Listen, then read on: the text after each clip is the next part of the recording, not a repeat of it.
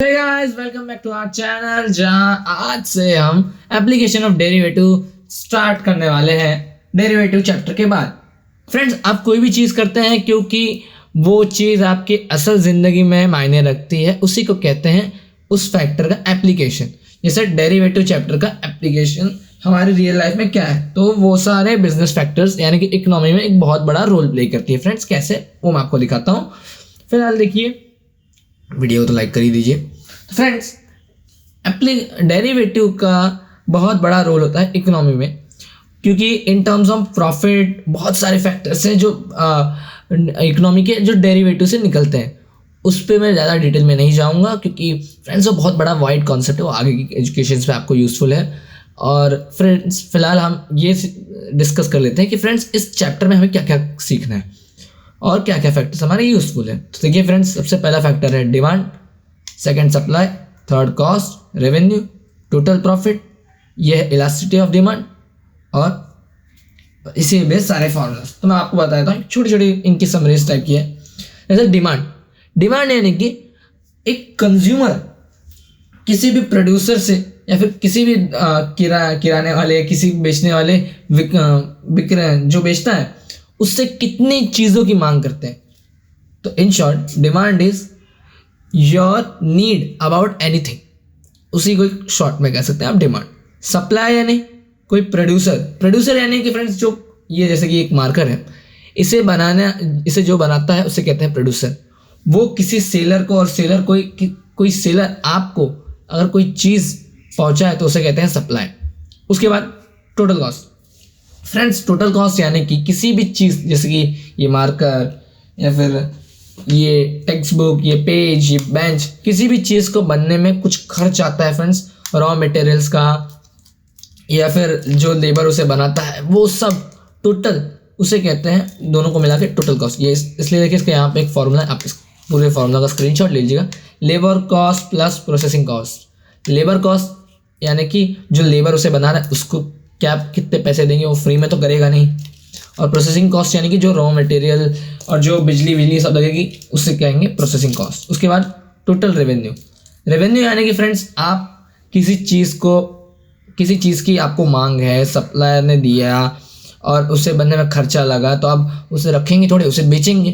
तो उसको बेचने के बाद जो सेलर को, जो बेच रहा है कंज्यूमर को गुड्स, उसे जितने पैसे मिलते हैं उसे कहते हैं रेवेन्यू यानी कि उसकी इनकम। इस मार्कर को बनाने में लगे 3 रुपये, बेचे 5 रुपये में, इनकम हुई 5 रुपये की, और बनाने में जो पैसे लगे उसे कहते हैं टोटल कॉस्ट, ₹3, ₹5, ऐसे टाइप का मैं एग्जांपल के तौर पर। उसके बाद टोटल प्रॉफिट। कोई भी बिजनेस करते हैं फ्रेंड्स, क्यों करते हैं? प्रॉफिट कमाने के लिए। तो फ्रेंड्स, आप प्रॉफिट कैसे निकालेंगे?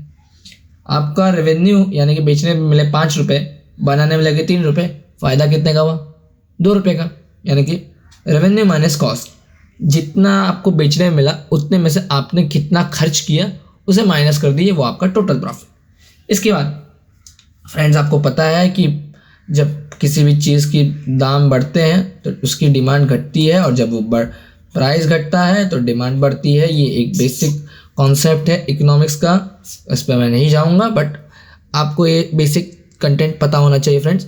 तो फ्रेंड्स, ये जो बढ़ने घटने की जो दर होती है, जो इन टर्म्स ऑफ परसेंट कि इनके बढ़ने घटने की दर को ही कहते हैं इलास्टिसिटी ऑफ डिमांड, एक शॉर्ट नोट के टाइप। तो फ्रेंड्स, उसे कैसे निकालें in terms of application of derivative. Friends, उसके 2 फॉर्मूलाज है। पहला है -P/D into derivative of D with respect to P, और दूसरा, ये दोनों फ्रेंड्स एक ही फॉर्मूला है, बस यहाँ पे एक छोटा सा चेंज होगा। कभी कभी फ्रेंड्स आपको क्वेश्चन में, यहाँ पे वैसे इन सब क्वेश्चन में आपको डायरेक्ट वैल्यू दी होती है, आपको बस ये देखना है कि किस जगह पे कौन सा फॉर्मूला यूज़ होगा और कुछ नहीं। मतलब आपको क्वेश्चन में सीधा सीधा RA की वैल्यू दी होगी और इलास्टिसिटी ऑफ डिमांड पूछा हुआ है, फिर RM, P और इलास्टिसिटी ऑफ डिमांड की डिमांड पूछो कि तीनों फैक्टर में से कुछ एक को भी। और यहाँ पे कभी कभी होगा कि आपको P की वैल्यू दी गई है, D की वैल्यू दी गई है, इलास्टिसिटी ऑफ डिमांड पूछा जाएगा। बस ऐसे कुछ नहीं, आपको ये डायरेक्ट फार्मूला अप्लाई कौन सा करना है इस पर ज़्यादा ध्यान देने की जरूरत नहीं फ्रेंड्स। ये हमें 2 फार्मूला टाइप के सीखने।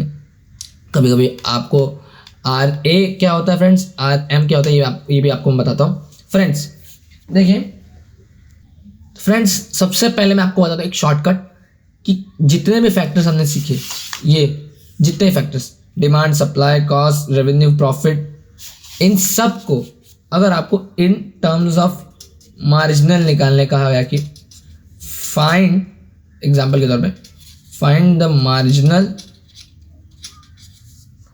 मतलब मार्जिनल ऑफ डिमांड, तो उसे रिप्रेजेंट करते कैसे फ्रेंड्स, ये मैं आपको बताता हूँ। जो वेरिएबल है उसे ऐसे एज इट इज़ लिखते हैं और उसके नीचे एम लिखते हैं, किसी भी वेरिएबल। अगर सप्लाई हुआ तो एस लिखेंगे और नीचे एम, प्राइस तो पी एम, ऐसे टाइप का, और इसे निकालते हैं फ्रेंड्स जस्ट सिंपल। देखिए D M, S M, P M etcetera is equal to derivative of that factor, जैसे मैं आप डी ले लेता हूँ, और with respect to the variable जो आपको दिया होता है क्वेश्चन के हिसाब से। और इसके बाद एक और कॉन्सेप्ट है, वो है एवरेज का, एवरेज ऑफ इन फैक्टर्स का।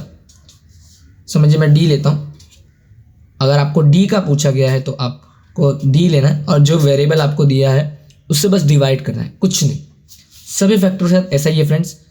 एवरेज ऑफ डिमांड की बात कीजिए, सप्लाई की कर लें या फिर प्राइस की कर लें, कोई भी फैक्टर। प्रॉफिट को आप पाई से शो करते हैं फ्रेंड्स, प्रॉफिट का मैंने आपको बताया, मैंने आपको प्रॉफिट को पाई से शो करते हैं फ्रेंड्स, याद रखिएगा। प्रॉफिट या फिर रेवेन्यू, सबका एवरेज उससे किसी गिवन वेरिएबल से डिवाइड करने से मिल जाता है, सिंपल। अब फ्रेंड्स एवरेज और मार्जिनल क्या होता है? Marginal is related to any one person, demand by one person is marginal demand, supply by one person is marginal supply, price charge by one person is marginal supply, और average यानी कि आपको पता है औसतन, औसतन आपने सुना होगा, औसतन। फ्रेंड्स इसमें क्या है कि ये एक बड़े वेरिएबल के हिसाब से बात की जा रही है in terms of 100 peoples, 1000 peoples, मतलब इतने लोगों की डिमांड औसतन कितनी हो सकती है। समझिए एक इंसान मांगेगा 10 रुपये की कोई चीज़, 5 रुपये की, ऐसे बहुत सारी चीज़ जन मानते हैं, तो उनमें से औसतन निकालता है एवरेज की सबकी डिमांड कितनी है, सबकी सप्लाई कितनी है, सबको प्राइस कितना चार्ज चाहिए और सबको प्रॉफिट कितना चार्ज करने के बाद मिलता है, और हम सबसे रेवेन्यू कितना जनरेट करते हैं, इसे कहते हैं औसतन यानी कि एवरेज रेवेन्यू। इस टाइप के हैं। और इसके बाद इसमें 2 कॉन्सेप्ट और आपको मिलेंगे, एक है इंक्रीजिंग डिक्रीजिंग। इंक्रीजिंग डिक्रीजिंग यानी कि आपका बिजनेस ग्रो कर रहा है या फिर नैया डुबो रहा है, इसको कहते हैं इंक्रीजिंग डिक्रीजिंग। जब आपको क्वेश्चन में कहा गया कोई फैक्टर इंक्रीजिंग कर रहा है तो याद रखिएगा उसका, मैं डी का ही ज़्यादातर एग्जांपल ले रहा हूँ और एक्स आपको वेरिएबल, तो उसकी वैल्यू हमेशा 0 से बड़ी आएगी, याद रखिए। और जब डिक्रीजिंग कहा गया कि वो फैक्टर, वो इक्वेशन जो आपको गिवन है वो डिक्रीज कर रहा है तो उसकी वैल्यू आएगी 0 से कम। ये एक चीज़ हुई। इसके बाद फ्रेंड्स नेक्स्ट लास्ट कॉन्सेप्ट है इसमें मैक्सिमा मिनिमा सब की।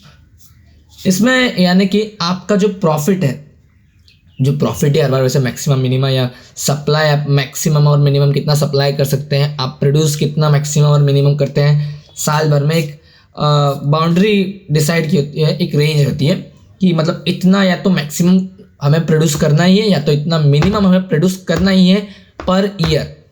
तो उसे भी हम डेरिवेटिव के हिसाब से निकालते हैं, जिसे हम कैसे सॉल्व करेंगे वो आपको पता चलेगा फ्रेंड्स। इस तरह ये चैप्टर को ऑफिशियली मैं स्टार्ट करता हूँ। होप सो कि आपको ये चैप्टर समझेगा। ये बहुत सिंपल चैप्टर है फ्रेंड्स, जस्ट दिस फैक्टर्स, ये 2 कॉन्सेप्ट्स पे बेस्ड है ये चैप्टर, और कुछ नहीं है इस पूरे चैप्टर में। और ये ज़्यादातर 10-12 मार्क्स का सम्स इसमें से आते हैं और बड़ा ही ईजीली होता है।